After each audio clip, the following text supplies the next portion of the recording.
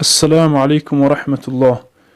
سه لقمه ای هستند که آنها را پیامبر گرامی صلی الله علیه و آله حرام گفتند و آنها را خوردنشان اصلا جایز نیست است.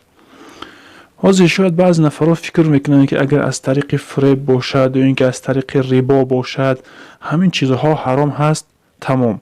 اما این سوال چندین بار می شود که یک انسانی فالبین میگیم خمون، یعنی که جادوگر که مثلا که بسیار در بین مردم فتنه می اندازد و بگیم که بسیار کارهای بدی میکنه که در اسلام حکم این انسان بسیار حکم بیزیب هست، حکمی بگیم وزنین هست که اون مثلا از اسلام می براید.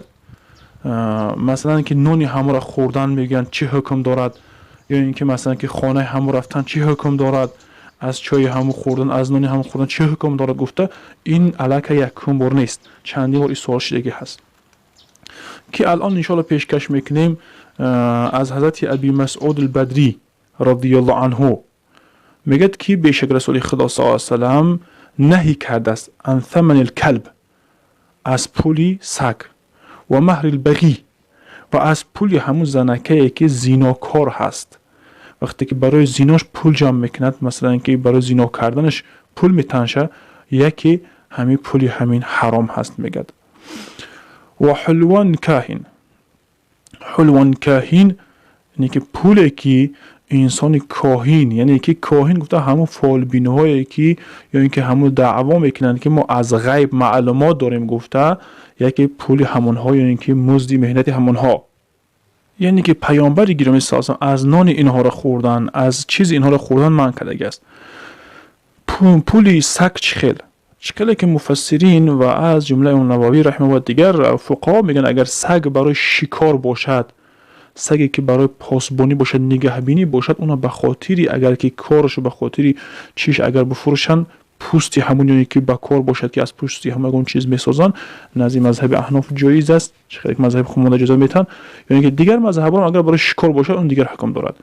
و مهر البغی، زنکه‌ای که مثلا زیناکار هست از اون پول جمع میکند، اینم لقمش حرام هست. و حلوان الکاهن، و مزدی همون کارگری که با جادوگری و بگیم فالبینی و مثلا سخنهای دروغ که به مردم میگه از اون پول جمع میکند، اونم خوردنش جایز نیست، از حرام هست. از اینجا فهمیده میشه که لقمه اینها حرام است.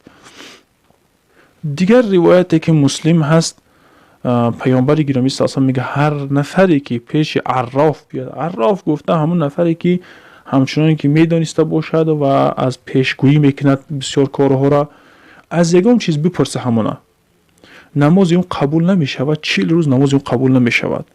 و در دیگر روایت میگه که اگر که اون گفت که تو راستگو هستی، راست گفتی بگه، با این سخنش اون از دین میبرد، کافر میشود. به همون خاطر یکی از علامت‌های قیامت، یکی از علامت‌های ساعت همین فسادی زیاد می شود. اون یک از فسادی ترینی بگیم فسادی ها این فالبینی هست و جادوگری هست. در هر زمان در هر وقت اگر فسادی به درجه اعلا بخیزد و بلند شود، از کجا فهمیده می شود؟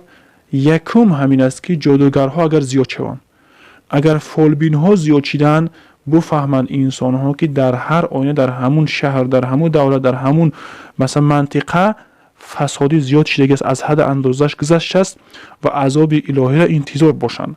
عذاب الهی نیست است که از آسمان یک علاو اومده همه آنها را بسوزاند، این معنا ندارد. فسادیش همین است که مثلا که اونم فتنه هایی که بین عائله ها می اندازد، فتنه هایی که بین اکا و دادر می اندازد، فتنه هایی که بین زن شوهر می اندازد و مردم پولشون به طریق دروغ گرفته خوردن میگیرد و مردم وقت میتن برای دروغ همون کرده. و دیگر که هست این چندین حادثه هاش دیگه است. یک برادر میگه همین خیلی پیش فالبین رفتم میپرسیدمش و میخواستم که اون گپ بگیرم، از اون گفته مثلا که اون برادر اصلا خانواده شونده نه برادر دیگر نداشته است و نه ینگه یگم چی نداشته است. گفتم که مثلا ینگم خطی اویله ما تغری نمیگیرن، چی کردم با کراس؟ گفتم خیلی پرسیدم، میگم از پیش خودم کارا پرسیدم دیگر میگه 1 ساعت مرا قریب قصه کرد که مثلا اینکه زنی برادرت، همسری برادرت، یعنی که ینگه تو را قطعی اویلت خنکی کردگی است، جادوگری کردگی است. گفته هرگاه گفتن گرفت.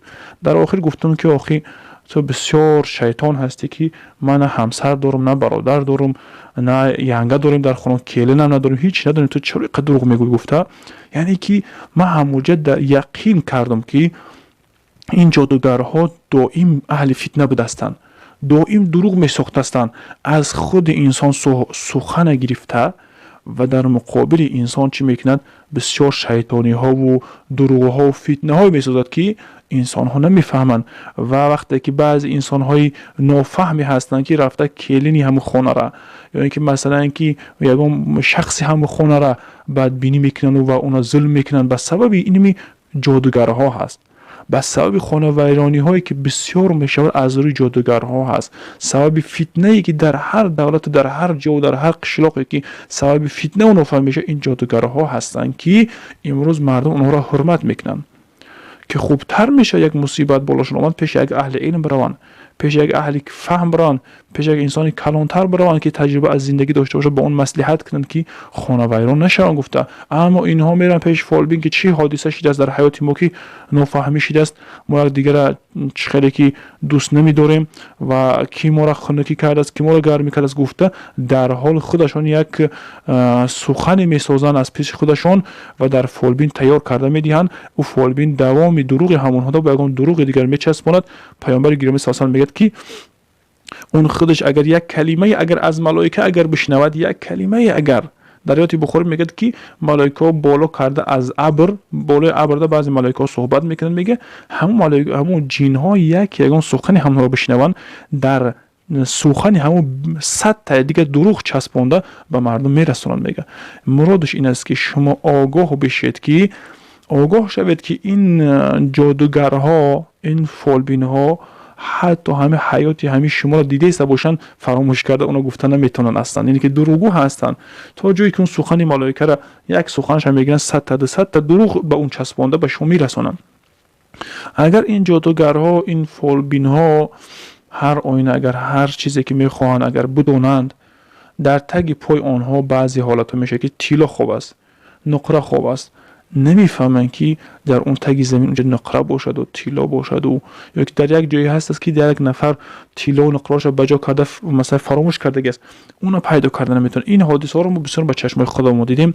از اینجا فهمیده میشه که لقبه اینها حرام است و خانه اینها رفتنشون درست نیست است و هر کسی که خانه اینها میرن اگر از لقمه هایی که از طریق کاهنی و جادوگری که پیدا میکنن میخرن، اون هم حرام هست. اگر از آنها خوردن حرام خور حساب میخرن.